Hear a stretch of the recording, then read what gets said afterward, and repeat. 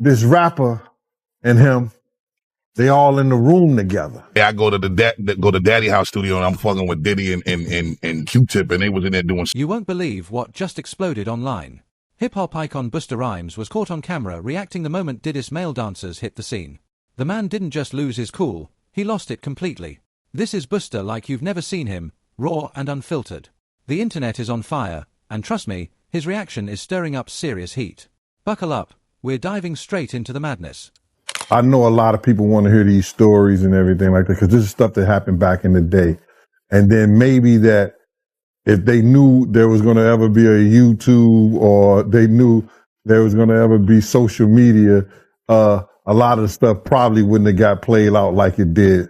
But things happen, and these are just stories from the past. I would like to use that as, what you call that? Just to clear the facts up what's going on. But it all started, we was in Atlanta. And this story starts when I'm with Puff and he's in the exotic bookstores and he's doing shopping, right? He's shopping, getting his stuff and everything like that. So, you know, this is the first time I was ever in an exotic bookstore with Puff. So, you know, I'm giving him his space. He's taking things off the shelves and stuff like that, because they gave him a brown paper bag. When they gave him a brown paper bag, he was just putting stuff in there. So I said, damn, you know, he got to go put it on the counter and, you know, show everybody what he's getting. So as he's going, I'm just looking at the places where he's picking stuff from. So there's one part he picked up some things from up here on my left side. And then he picked like quite a few of them down. I'm like, okay. He put them in the bag. So when I went by there and I looked up there and it said butt plugs.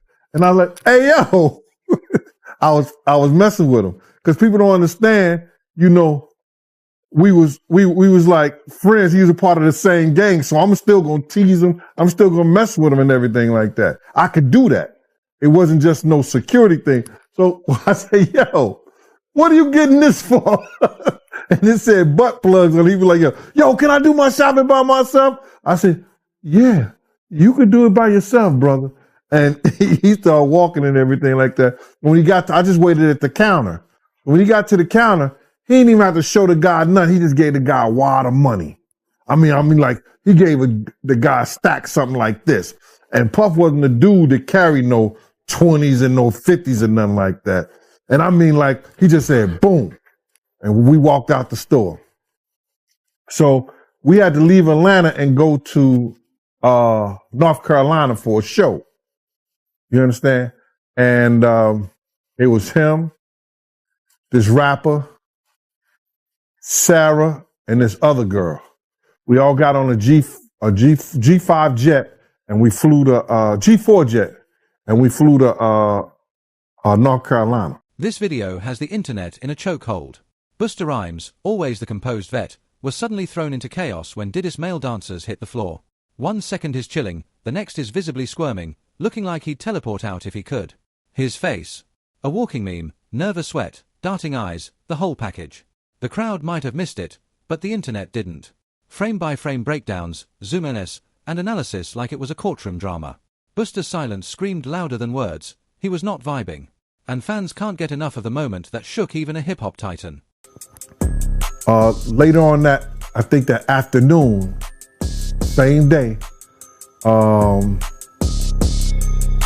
this rapper and him, they all in the room together. You know, it's Sarah, the girl, Puff, and this dude, this rapper. So I'm hearing at the door and stuff like that, like, yeah. So then next thing you know, somebody rang the doorbell. We had the presidential suite where we was at. So I opened the door and the dude said, yo, I'm here for my cousin. I said, who your cousin? And he said, Ja Rule. I said, well, he busy right now. He said, he busy doing what? I said, he with Puff, they're in the room, they busy, they don't want to be bothered. He said, well, I'm going in there. I said, bruh, you ain't going in there, because he told me they don't want nobody to be bothering them. And he was like, yo, I don't care, man, I'm going in there. That bull like that. I said, yo, bruh, Jesus Christ had to come down here and take the air out of my body before you get in that room right there. Watch. He tried to bum rush me. I grabbed him and threw him against the piano. When I threw him into the piano, Puff and Ja Rule runs out the room.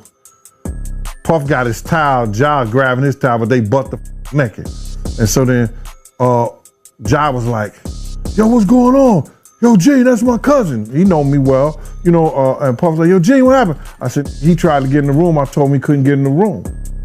And he was like, Puff looked at Ja. He said, yo, Ja said, you ain't want to go in that room because there's a lot of freaking going on. So I was like, oh, he said it was a lot of freaking going on. So that was basically that story, man. You know what I'm saying? They went back in the room. Dude felt a certain kind of way, and he left out. So I seen them at the concert the next day, and they tried to, form up against me. But my man Frank was like, I told my man Frank, I was like, yo, Frank, put yourself in that position. Somebody trying to get in the room, and Ja told you don't let nobody get in the room. What would you do? Now, y'all can do whatever y'all want to do, man, but I ain't taking no losses. He said, yo, you good, and that was it. Bruh, when Ja said, you don't want to come up in there, a lot of freaky stuff is going on. You got to use your mind. What they was doing with those butt plugs. Right. This video spread like wildfire, and Busta Rhymes got caught right in the blaze. Suddenly, he was the internet's main character, for all the wrong reasons. Memes flew, old tweets popped up, and his name was trending before the night was over. It was a digital pile-on, and no one could look away. With his brand built on control and confidence, fans started questioning everything. And just when you'd think he'd go quiet, no, Busta clapped back, and it wasn't pretty. That clip didn't just go viral. It flipped his whole vibe in a flash. Just know, bro, like when it comes to certain things like this, it's a lot of people that who hold weight. They want me to tell stories that they experienced with them. I ain't doing that though. I may have some of them come on the podcast or something. Now I am gonna have the guy who got the case against Dwight Howard. He gonna come on the podcast and talk. That's gonna be interesting. Because he hit me up thanking me. He's like, man, he felt more courageous. You feel me? He felt like he not alone no more. Because, he speak about dude like he a monster. You know what I'm saying? He showed me like the threats he was receiving and things like that from him. So like, I'm getting a lot of support though, bro. Like the support I've been receiving, it really changed my whole life. Cause like working this job, bro, like it eat away at your soul, bro. Like, you know what I'm saying? Cause you can't really date like that. You feel me? And then you gotta keep so much a secret. You know what I'm saying? And like normal ladies feel insecure because you always around these models, these ladies who got all this surgery. They feel insecure about that. And it's like, most ladies barely met a man they can really trust. So like when you live in this lifestyle, bro, it's a lonely path, bro. You feel me? That's why I be so thankful for my family, like my mom, my brother, my homie Unknown, dude got like my brothers, you feel me? Like my members. You need that because like, bro, so many people was shocked at some of the things I was saying, but it's a lot of people who quietly in my inbox thanking me for speaking out about certain things. So you feel me? Like a lot of abuse victims are reaching out to me. You feel me? Buying shirts, bro, just sending me like I'll get like a $5, like a random $5 Apple Pay. Thank you for speaking out and all this type of stuff. I'm like, damn. Okay. A lot of people like especially like a lot of sexual abuse survivors, man, they coming to me every day thanking me for speaking out about certain things, for protecting women and kids and stuff like that. You really like, this just my crusade I always been on, bro. You feel me? So like, I'm not really concerned about no detractors or what they have to say, because if you got a problem, come get up with me. Period. If not, shut up or get up with me. This video spread like wildfire, and Busta Rhymes got caught right in the blaze. Suddenly, He was the internet's main character, for all the wrong reasons. Memes flew. Old tweets popped up. His name was trending before the night was over. It was a digital pylon, and no one could look away. With his brand built on control and confidence, fans started questioning everything. And just when you'd think he'd go quiet, nope, Busta clapped back. And it wasn't pretty. That clip didn't just go viral, it flipped his whole vibe in a flash. Because my next guest just testified before a federal grand jury. He says he was in possession of a trove of digital evidence from Diddy's freak-offs and parties. His name is Courtney Burgess, and he says a friend gave him 11 flash drives that belonged to the late Kim Porter. A friend? And if you follow this story, you'll know that Kim Porter is Diddy's ex-girlfriend and the mother of 4 of his kids. On those drives, the witness says 8 videos featured 8 celebrities at Diddy freak-offs or parties, and that 6 were males, 2 were females. The drive also included a manuscript of an alleged Kim Porter memoir, a memoir that her 4 kids insist is fake.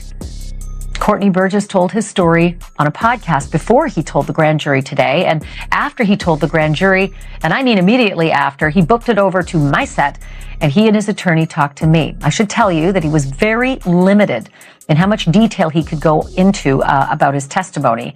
And because the 8 people in the videos, the 8 celebrities in the videos were allegedly victims of sex crimes, we know who they are, but we will not be naming them, famous or not. Here now is my conversation with Courtney Burgess and Ariel. He said, like a friend gave him this. And literally he's saying, I see we can see who these celebrities are. So in my mind, I'm just saying to myself, like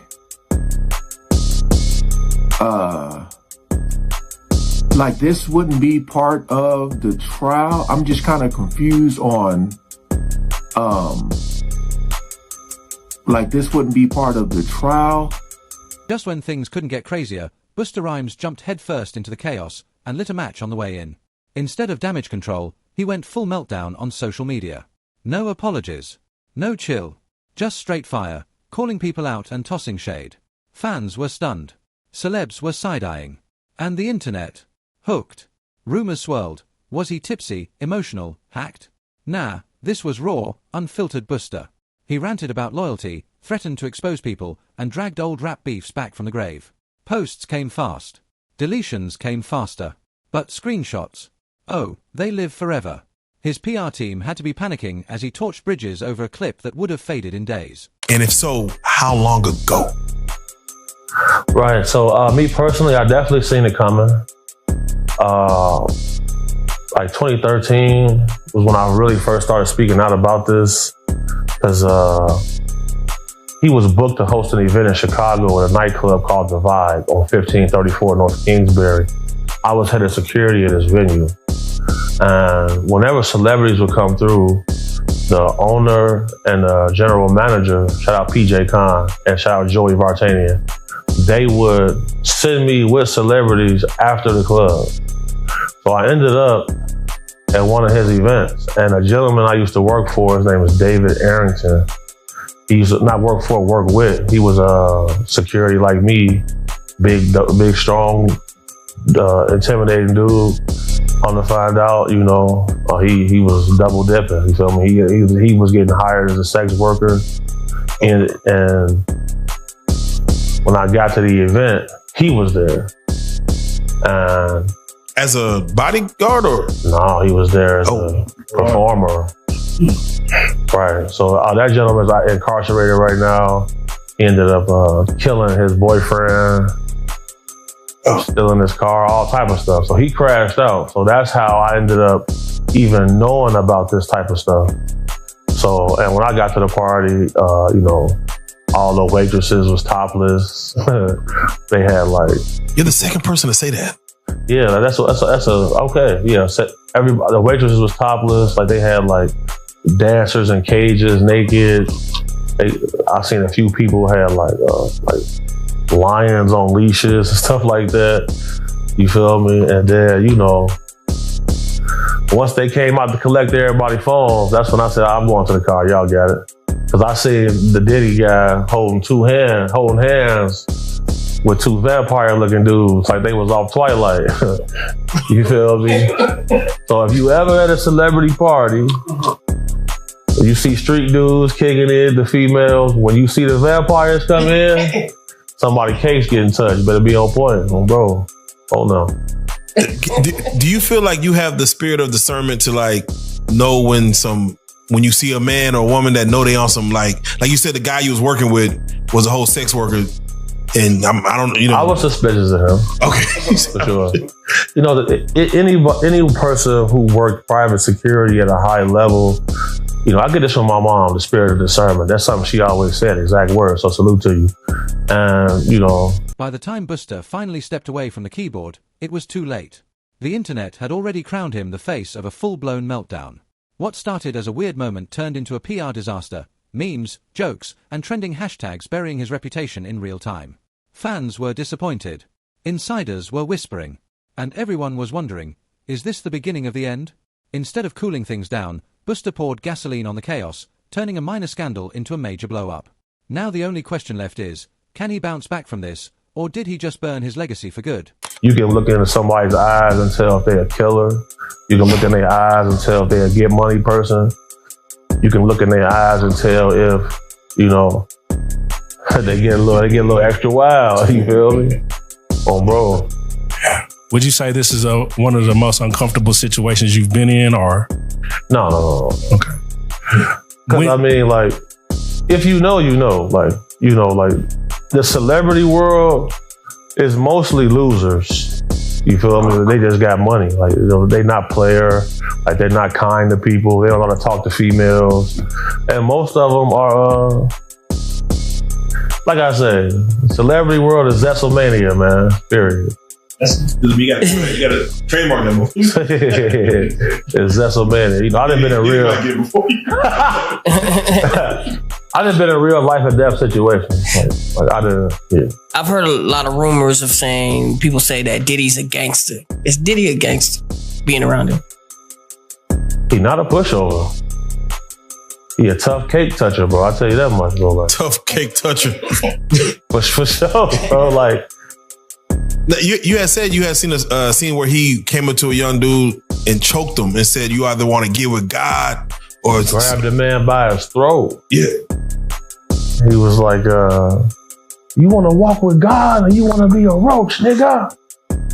That's some gangster shit to say. And I'm looking like, that's some Frank Lucas shit. So I'm like, damn, why you do? I'm like, you gonna let him grab you like that? Because bro, he real touchy feely, so that's how he discern if he gonna try to. If you let him touch you a little too much, he knows. Yeah, he gon'. There are 150,000 unaccounted for children that cross the border every year that are unaccounted for. There is a certain level of darkness that comes with levels of high wealth because Rook just asked me right now that I think that he could rape somebody. You know, these are people who are not used to being told no. And like, I know a gentleman who has a yacht, right? The yacht probably costs like $200 million. And there's an entire staff that stays on this yacht. They stay for 6 months, the other staff come for the next 6 months. So if you got enough money, you can buy a person. You can buy their time. So that's the level of what's going on. Now, there's been a lot of alleged saying that him with different celebrities in videos exist, both male and female. Do you know that to be true? Oh yeah, for sure. Yeah, I seen some stills of some tapes being shot. Now we live in the world of the deep fake and and AI. Is it possible that could be created or crafted and sold? So it's kind of hard to fake CCTV footage. simply because it's time stamped and the pixels in that camera. Any AI footage, the pixels is way higher than a normal camera. For sure. So, you know, you got to take that into consideration. I think I'm gonna Google everyone who has a $200 million yacht. We gonna line this. We gonna get close. It's hundreds of guys who got. Okay. Bro, yeah. Okay. Rook, didn't you say you wanted a yacht? Yes. 200 million. 200 million. I'm scared to get money now. Bro, it's getting scary. It's not the money that changes people, because if you a man who get money, you know that this money is a tool. Right. It's not your identity. And like, I'm sure there are things that you wouldn't do for money. Right. So it's not the money that changes people. Rook always told me money only amplifies who you really are. Yeah, you don't really know who you are until you get some money. Right. Yeah, for sure. Let you have anything in the world that you want. I'm gonna throw you one. Now, Diddy was he had sued the liquor company. I forget the name. It was a hard name for me to pronounce, but he pretty much won the lawsuit. But you know, it was explained that in these lawsuits there's a morality clause. Do you think that his battle against this liquor company could have been what set this off actually, or was this only inevitable? Well, you gotta look at it. We all thought he owned Ciroc. For sure. Yeah. He felt like eventually he would be able to get some ownership stake.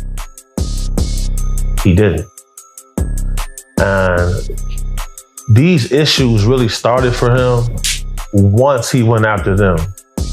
Because shortly thereafter, he sold Revolt TV.